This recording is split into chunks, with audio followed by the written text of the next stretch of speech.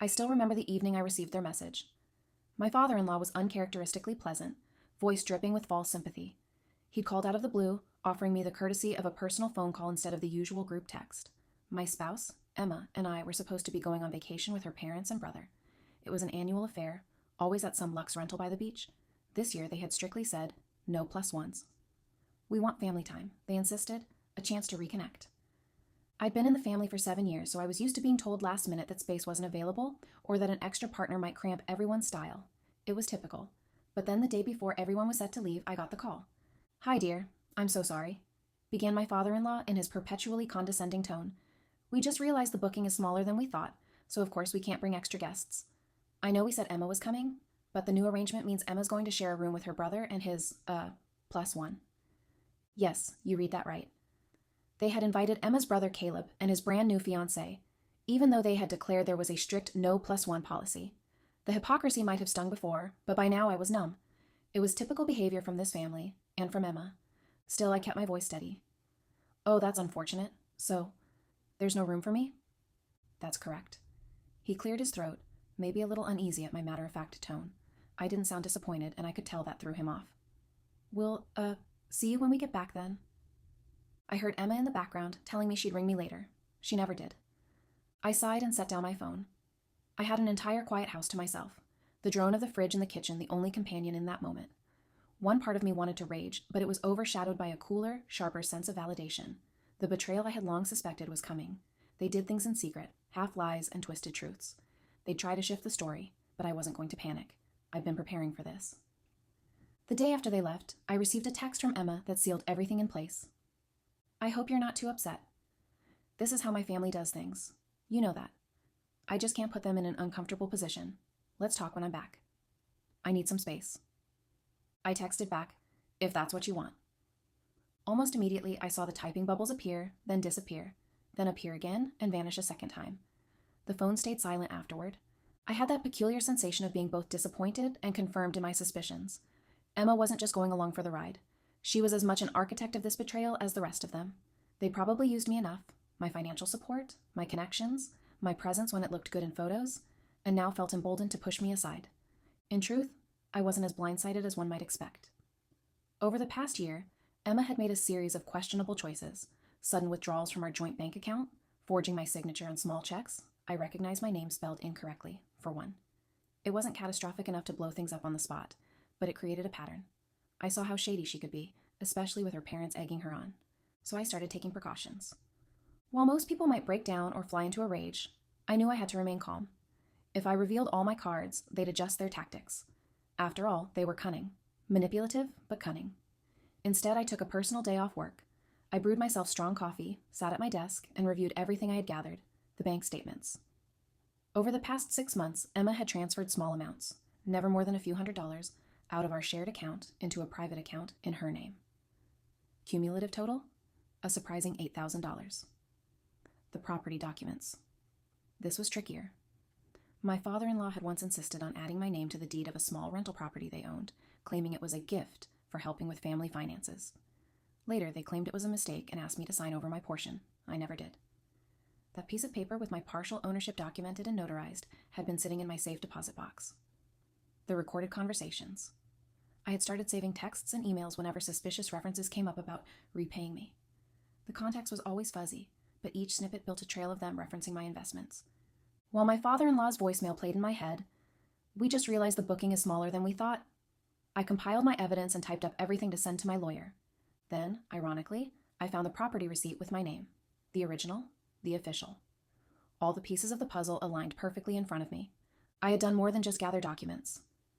A few months ago, quietly, I'd opened my own separate bank account and begun redirecting my direct deposits there. Whenever Emma asked why she didn't see my check deposits anymore, I pretended ignorance. It must be payroll's new system. I'll check. She never followed up because she and her family were too busy funneling the leftover funds that still trickled in. Also, I'd consulted a friend who worked as a paralegal. She explained the basics of how communal property worked, how adding my name to a deed made me a part owner, and how I should handle any attempt by others to push me out. She gave me a short list of trusted attorneys. For the day you decide you're done letting people walk all over you, she said. I'd also tested the waters with some mutual acquaintances, gauging how Emma and her family spoke about me in private. I heard stories of them making me out to be incompetent, doesn't understand real estate, a pushover. They wouldn't survive on their own. The more I heard, the calmer I became, because once you understand you're being underestimated, you can wield that underestimation like a sharpened blade. So, I had my separate account. I had my original property documents. And I had a quiet, watchful resolve. All I needed was the final straw. That straw came 2 days after they left for vacation. I got another text from Emma. Caleb asked me to invest in his new business. He's short on funds. We're using the money from our joint savings, okay? It's basically guaranteed profit. I let out a mirthless laugh. The absolute gall. They were all on the beach somewhere, sipping margaritas, listening to waves crash on the shore, and Emma was trying to siphon even more money for her precious brother's startup. Over the phone, from the comfort of their fully booked vacation home, the +1 hypocrisy just added an extra bitter punch. I drafted my response carefully, as if I was still the clueless partner, eager to please. Me. That sounds great.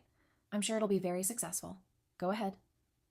Within minutes, my phone buzzed with deposit notifications. Emma had fully drained the joint account. It was a bold, brash move, one that told me she genuinely believed I was powerless and that I'd just roll over. It also told me how incompetent they were at subtlety.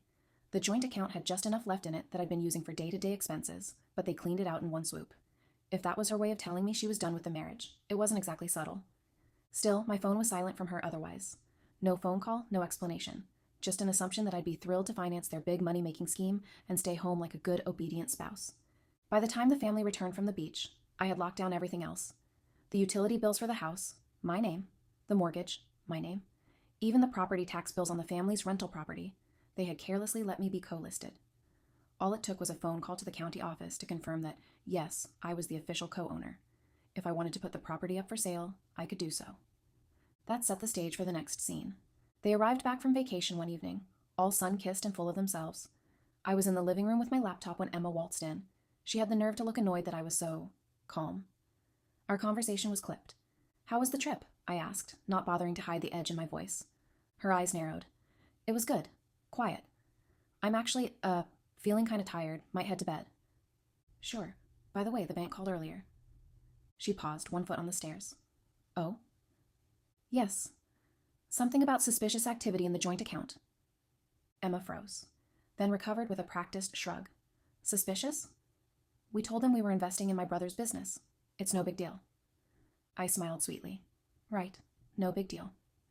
She disappeared upstairs without another word. I could imagine her confusion. Where was the meltdown? Where was the frantic screaming about the drained account? She didn't realize I'd let her walk right into that trap. 2 days later, Caleb and my in-laws started calling, texting, and showing up at the house unannounced. Apparently, their guaranteed profit scheme was floundering. The usual story of hidden fees, questionable partners, and no actual plan. They wanted more money to keep it afloat. I'm sorry, I said with that same sweet smile. I can't help. I'm broke. My father-in-law's voice dripped with condescension. Come now, you can't possibly be so irresponsible with your finances. We need another $10,000 just until the accounts are settled. I shrugged. I actually no longer have access to the joint account. Emma drained it, remember? Silence, then a forced laugh. We know you must have savings. It's part of your marital assets. I kept my expression neutral. Funny thing about marital assets. They're shared. Meanwhile, I'm only aware of one property that I co-own. That brought about looks of confusion. Then I pulled out the property deed, the original copy, signed and notarized with my name. My father-in-law's face turned a distinct shade of pale. That was a mistake, he said. We had no intention. Legally, it doesn't matter, I cut him off. It's mine now, or half mine. And as for your new business scheme, I suppose you'll have to figure it out without me. Their overconfidence had led them to believe I'd keep funneling money indefinitely. The family scheme was unraveling. Caleb's business was a sinking ship. Emma had drained the joint account, leaving a neat digital trail of wrongdoing, and I was about to lock them out of a potentially lucrative rental property. I wasn't done yet. If there's one thing I learned from dealing with these people, it's the value of documentation. Before anyone could start cooking up false allegations or forging new signatures, I decided to strike first. I filed for separation from Emma. My lawyer's letter cited misappropriation of funds, emotional manipulation, and a failure to uphold spousal responsibilities, particularly relevant in our state. Word spread through our extended social circles surprisingly fast. Apparently, the in-laws had boasted for years that they had me wrapped around their finger. People saw it differently once they heard how Emma, encouraged by her parents, drained my finances and then tried to rope me into more. Sympathy leaned in my direction. I also began renovating the co-owned property, just enough superficial improvement to boost its value. I used the money I'd quietly saved in my separate account to hire a small team. Nothing flashy. Fresh paint, updated appliances, the typical quick fixes that can raise the price significantly. My father-in-law found out through a neighbor that I'd changed the locks and was doing work inside. He tried to confront me, claiming I had no right. Actually, as the co-owner, I have every right, I told him. I think I might sell it. He sputtered. Sell it? You can't do that. It's part of the family holdings. Your family or mine? I asked coldly, because I don't recall you making me feel very family on that last trip. He stood there speechless. By the time Emma tried to talk me into fixing this misunderstanding, it was too late. The property was already listed. Offers were already coming in. I had the potential to walk away with a handsome profit, enough to comfortably start over. Emma's tone oscillated between pleading and furious. You're being petty. My dad gave you that share by accident. It's not your right to sell off our family's property. I'm not being petty, I explained softly. I'm being strategic. With my share of the sale proceeds secured, the property got multiple offers, and I accepted the highest. I paid off any outstanding bills in my name and moved out. Emma was left with no joint savings to pillage. The business fiasco with Caleb had cost them thousands, and that was only the tip of the iceberg. She'd never prepared for consequences. Her father had always swooped in to bail her out, but he was now floundering, searching for funds to rescue Caleb's doomed startup. Their network of friends and associates, once impressed by their unity as a tight-knit family, grew wary. People don't like to invest with those who show poor judgment, and the story of how they'd alienated a spouse and misused joint assets spread fast. The in-laws tried to blame me, but receipts and bank statements spoke louder than their denials. Financially, they were stuck. Legally, Emma had to respond to the separation proceedings. Socially, they were the talk of the town, though not in the way they enjoyed. A year later, I found myself sitting at a cozy new cafe I'd opened, funded by the proceeds of the property sale. Initially, I'd planned to start a coffee truck, but my success with a few pop-ups led to a down payment on a small storefront. Business was booming. Turns out people appreciate a well-brewed latte and a warm environment. One windy afternoon, who should walk in but Emma? She looked thinner, tired, her hair pulled back in a messy ponytail. The once haughty demeanor had given way to a kind of bewildered vulnerability. She approached the counter timidly. Could I speak with you? I glanced around, busy with customers. My staff handled the orders while I led Emma to a side table. So, I said, what brings you here? She took a shaky breath. I wanted to see how you were doing. I couldn't help a half smile. I'm doing well. Her gaze traveled around the cafe. The polished wood tables, the cheerful potted plants, the menu board with my new business logo. She noticed the customers, many of whom seemed to know me by name. It was clear I was thriving. Emma swallowed. The separation is final next month, right? Yes. She fiddled with the strap of her worn-out purse. I could see the regret etched into her face, as if she'd only now realized how badly she'd handled everything. Look, I'm sorry for what happened. I believed she might be sorry. Sorry for her losses, sorry for the downfall, sorry that her plan didn't pan out, but sorry for hurting me? That was another matter. Still, there was no point in bitterness. I'd moved on, and I had something infinitely more valuable than revenge: my independence, my success, and my peace of mind. I appreciate that, I replied gently, but you made your choices, and I made mine. For a moment, she looked like she wanted to ask for help or plead for some kind of second chance, but maybe she saw the composure on my face, the quiet knowledge that I'd never go back to that life. So she just nodded. She rose and hesitated. Could I maybe grab a coffee before I go? I gestured to the menu. Everything's there. She managed a small, apologetic laugh. Right, I'll pay at the counter. I watched her order, rummaging through her purse for loose cash. My barista served her a simple drip coffee, no fancy latte. Emma took a sip. The difference in our situations was painfully clear. Once upon a time, she had a spouse who would have supported her wholeheartedly, but arrogance had destroyed that. Now I was the one who'd built something worthwhile from the ashes. As she left, I turned back to the bustle of the cafe. I felt an unexpected calm wash over me. This was poetic justice. I'd found my footing.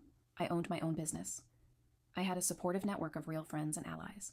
Meanwhile, the ones who had thought they were rid of me, the outsider, the unwanted plus one, ended up reaping nothing but regret.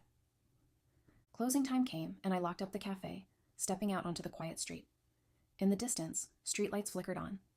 I remembered that fateful phone call, the smug apology from my father-in-law about the no plus one vacation, the gall of Emma's draining our joint account, the property receipt with my name on it. Those events set off a chain reaction that ultimately set me free. I couldn't resist a small, satisfied smile. I thought about the family's favorite phrase, sorry, we're all booked up. They used it as a mocking excuse to cut me out of that trip.